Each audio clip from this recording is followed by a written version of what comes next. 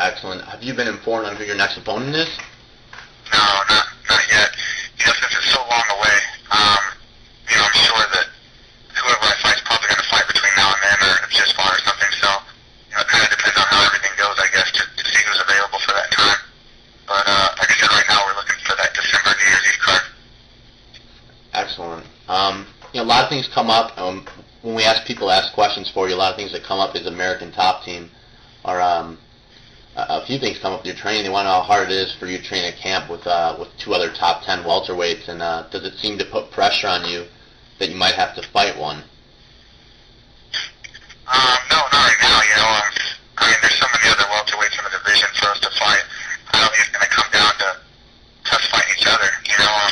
If Fish had won the belt against GSP, then, obviously something would have had to happen, especially with Koscheck being so close and stuff. So, that would have been a bigger issue. But, since he didn't, there's a lot of fights we can take and have. So, until it becomes an issue, we're just using each other as training partners, and, you can't ask for better. So, it's a great benefit to have guys like that, preparing for a fight. What part of your training do you find the hardest? The hardest.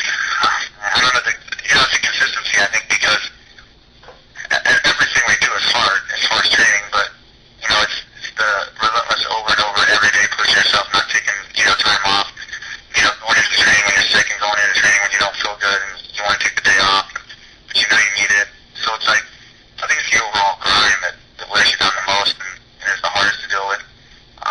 For me, once I get into a workout, even a real hard one, once I get into it, it's hard for me to stop. So I feel really good, and I know it's helping me, and I'm pushing myself really hard. So. Do you worry about your body, what it'll feel like in 10 years? It's always a concern, how you're going to feel in 10 years after, a life of fighting. But, right now, this is reached the goal I've always had, which is to be a full-time fighter and make money and have big fights and be on TV and stuff. So it's like, I can't have any regrets. I can't stop now and say, oh man, I better be careful. My body's going to be a wreck by the time I retire. So, you think about it at the beginning, but it's the choice you make, the sacrifice you make, and then now it's kind of like I'm full speed ahead. So I don't think about it, But I do put a cap on my career. I would really hope to be done fighting by 35, which is another 6 years. And I think that would be a good cap to finish strong. Well, still have a body left. Yeah, well, a lot of people, it's been that long for them, and they still haven't made it as far as you have. So, at least you're young, and you're in the prime of the sport growing, and in the best place you could fight, in my opinion. With the current MMA rules, there's always a lot of controversy when it comes to rules. Of course, there's a lot of factors, but if you could add anything or even take away anything from what the unified rules are now, or at least what the rules are in the UFC, can you think of anything that you'd like to change or that might make it more of a real fight or make it more, conducive to your fighting style even? I actually get asked this question a lot. I like the rules the way they are in the UFC. My personal preference, whether it's right or wrong, I personally wouldn't mind if it was kind of like the old Pride rules where you can knee and kick a down opponent anywhere, Yeah. It looks a little more violent. I can totally agree and see why the UFC doesn't do that, but for an aggressive fighting style and for my style, I think it would be a benefit to be able to do that if my opponent is on his back. So, I wouldn't complain if the rules changed to, full kicks on the ground and knees on the ground. Mike, as far as just jiu-jitsu, whether it's no-gi or Brazilian jiu-jitsu, how much of your training is jiu-jitsu? Actually, a lot of it right now is jiu-jitsu.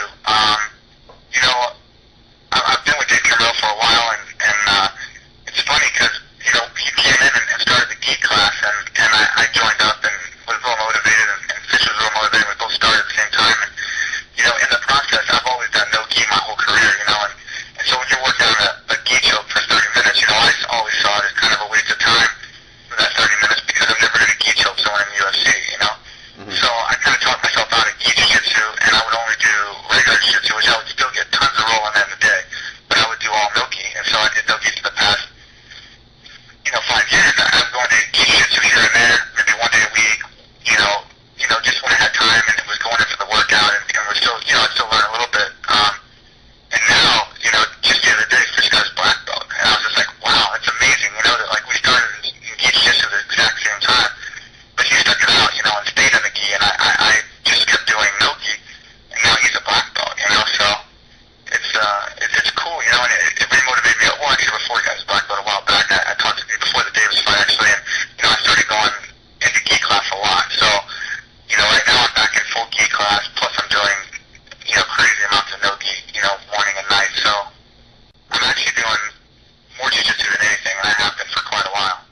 Excellent.